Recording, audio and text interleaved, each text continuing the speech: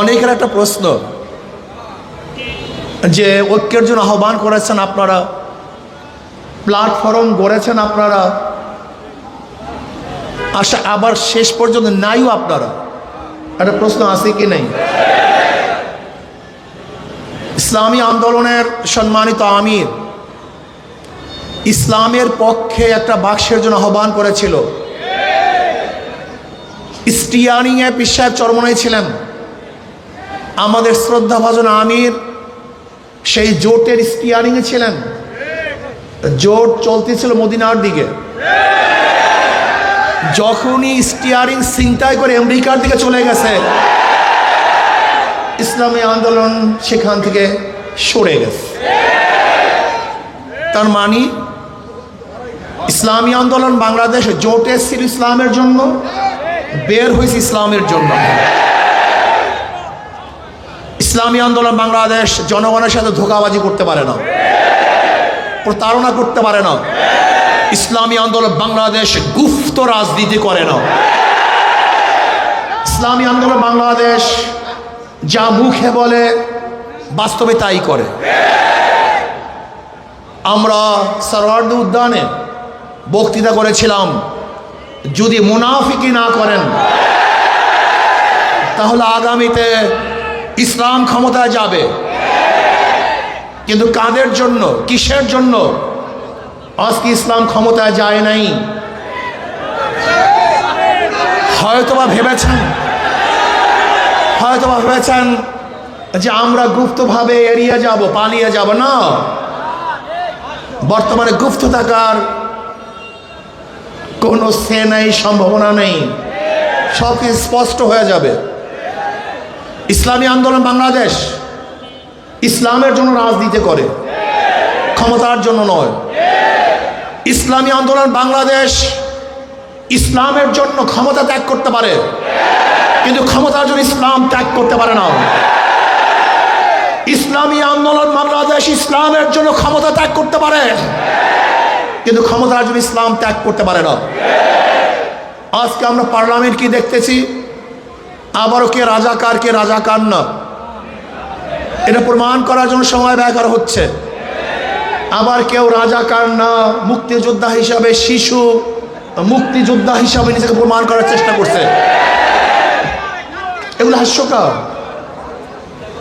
হাস্যকর, এগুলি ঠিক নয়। আবার কেউ মুক্তিযোদ্ধার পরিবার হিসাবে নিজেকে পেশ করছেন। সত্য বললেই হয়, আপনার পরিবারের মধ্যে কে কে মুক্তিযোদ্ধা ছিল, তাহলে জাতি স্পষ্ট মেসেজ পাবে যে অমুক মুক্তিযোদ্ধা ছিল। আমার পরিবারের লোক মুক্তিযোদ্ধা, কে কে মুক্তিযোদ্ধা, কোথায় যুদ্ধ করেছেন, কোথায় শহীদ হয়েছেন বলে দেন, তাহলে অস্পষ্টতা থাকবে না। আপনারা আগরতলা ষড়যন্ত্র মামলার বিরুদ্ধে কথা বলবেন, আবার ৭১ স্বাধীনতার বিপক্ষে কথা বলবেন, এই দুইটা হয় না। আজকে এক দলের নায়েবে আমির কোরআনী শাসনের জন্য সংসদে বক্তব্য দিয়েছেন। আমি আশা করব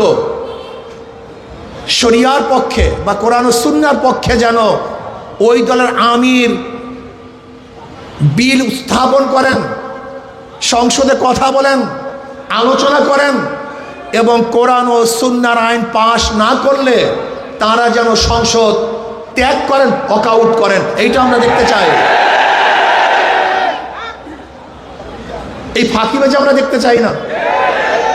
নায়েবে আমিরের থেকে কথা তুলবেন, আবার নিজেরা বলবেন প্রচলিত আইন আমরা দেশ চালাবো। আমরা দেখেছি বর্তমান সরকারি দলের কোনো এক মন্ত্রী তিনি বক্তব্য দিয়েছেন, আপনি স্পষ্ট করেন যে প্রচলিত সংবিধানে দেশ চালাবেন, প্রচলিত সংবিধান চান না শরিয়া আইন চান, আপনি স্পষ্ট করুন। আমরা আজকে জনসভার থেকে বিরোধী দলকে স্পষ্ট বক্তব্য দেওয়ার জন্য অনুরোধ করছি, আপনারা কি চান? আপনাদের দলের কেউ বক্তব্য দিবে যে আমরা কোরআনী শাসন চাই, কোরআনী আইন চাই, আবার ওই দলের কেউ বক্তব্য দেবে যে আমরা গণতন্ত্র প্রতিষ্ঠা করার জন্য আন্দোলন করেছি, সংগ্রাম করেছি। আজীব ব্যাপার! গণতন্ত্র প্রতিষ্ঠা করার জন্য সংগ্রাম আন্দোলন আর কোরআনী শাসন তো এক না। আপনারা কি করতে চান স্পষ্ট বলুন, সবার বক্তব্য যেন এক হয়। আপনারা এখানেও লুকোচুরি করবেন, এটা হতে পারে না। আজকে আমরা দেখেছি অনেক বক্তব্য, কেউ কেউ বলেছেন যে ছাত্রলীগের মধ্যে যে হেলমেট বাহিনী ছিল তারা কারা। এই প্রশ্ন আসছে। যদি কোনো একদিন কেউ বলে যে হেলমেট পরিহিত লোকগুলি অমুকে ছিল, আপনারা কি জবাব দিবেন? সব ভালো ভালো না, বেশি ভালো ভালো না, বেশি রাজনীতি ভালো না। ইদানিং আমরা দেখেছি আপনাদের অতি রাজনীতিতে বিভিন্ন চোরা বালিতে আপনারা আটকিয়ে যাচ্ছেন, এর থেকে বের হতে পারবেন না। আগে বক্তব্য স্পষ্ট করুন। ইসলামী আন্দোলন বাংলাদেশের বক্তব্য স্পষ্ট। ইসলামী আন্দোলন বাংলাদেশ কি চায়? কি চায়? ইসলাম হুকুমত চায়। বাস ক্লিয়ার কাট, কোনো বক্তব্য নাই। আজকে হোক কালকে হোক ইসলামী আন্দোলন বাংলাদেশ বাংলাদেশে ইসলাম হুকুমত চায়। এর জন্য তারা কাজ করবে। বলতে পারেন বিগত নির্বাচন আসলে জনগণের নির্বাচন হয় না, কোয়ালিশন নির্বাচন হয়েছে, চুক্তিবদ্ধ নির্বাচন হয়েছে। দেখেন আশ্চর্য বিষয়, বিরোধী দল সংসদে দাঁড়িয়ে বলে আমরা বিরোধী দল না, আবার সরকারি দল তারা বলে না আপনারা বিরোধী দল, আপনারা বিরোধী দল না, এই বক্তব্য আপনাদের ঠিক না। আজীব ব্যাপার, মানে কি যে করবে দিশাই পায় না। না সরকারি দল না বিরোধী দল, কারণ চুক্তিবদ্ধ তো। কেন সরকারি দলের সাথে বিরোধী দলের সাথে চুক্তি হয়েছে, আপনাদের এত সিট, আপনাদের এত সিট। গত নির্বাচন ভাগাভাগি নির্বাচন হয়েছে, জনগণের ভোটে নির্বাচন হয় নাই। বলতে পারেন কিভাবে?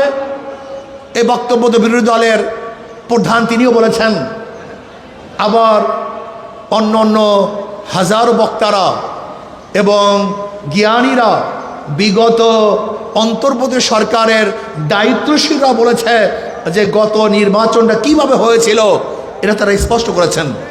কিন্তু ইসলামী আন্দোলনের রেজাল্ট কি হয়েছে এটা দেখার বিষয় না, বরং আমি বলবো ইসলামী আন্দোলন বাংলাদেশকে ষড়যন্ত্র করে হারানো হয়েছে আর ইসলামের পক্ষে থাকার কারণে।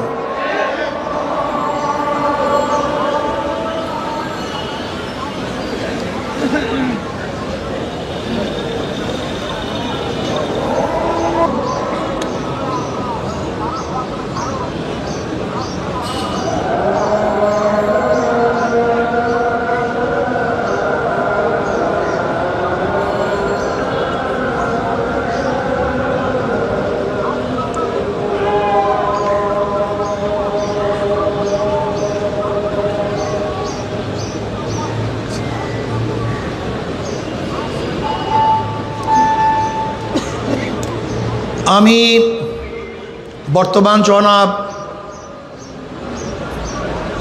প্রধানমন্ত্রী তারেক সাহেবকে বলবো, বিএনপির ইশতেহার দিয়েছে, সেই ইশতেহার যেন বাস্তবায়ন হয়। প্রাইমারি স্কুলে যে ইসলামী শিক্ষক নিয়োগ দেওয়া হয় এবং কওমি ওলামায়ে কেরামকে প্রাধান্য দেওয়া হয়, এই ইশতেহার অবশ্যই আপনাকে বাস্তবায়ন করতে হবে। ইদানিং আবারও বিগত সরকারের মতো জঙ্গি নাটক সাজানো হচ্ছে। বিগত অন্তর্বর্তী সরকারের সময় কোনো জঙ্গি ছিল না, হঠাৎ জঙ্গি কোথা থেকে এসছে? আপনি কি জনগণকে অন্ধ মনে করেছেন? আবারও সেই জঙ্গি নাটক, আবার সেই সন্ত্রাসী হামলা, আবারও দেশটাকে ধ্বংস করার চক্রান্ত চলতেছে। আপনারা বক্তব্য দিয়েছেন মদিনা সনদ অনুযায়ী দেশ করবেন, আমরাও চাই আপনাদের বক্তৃতা অনুযায়ী সেই মদিনা সনদ অনুযায়ী দেশ পরিচালনা করেন। মুখে বলবেন একটা, বাস্তবে তা হবে না, জনগণ তা মেনে নিবে না।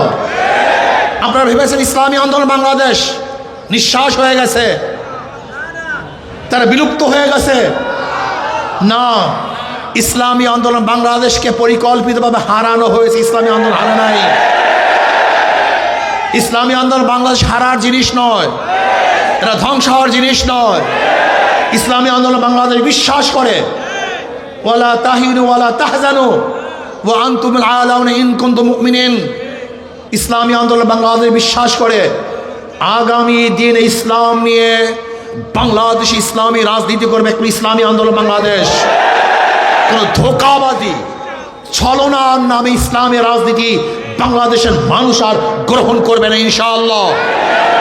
আমি বিশ্বাস করি ইসলামী আন্দোলন বাংলাদেশ এমন এক অবস্থায় আছে, তার স্পষ্ট এক বার্তা জাতির কাছে দিয়েছে। তারা কি চায়? ইসলামী হুকুমত চায়।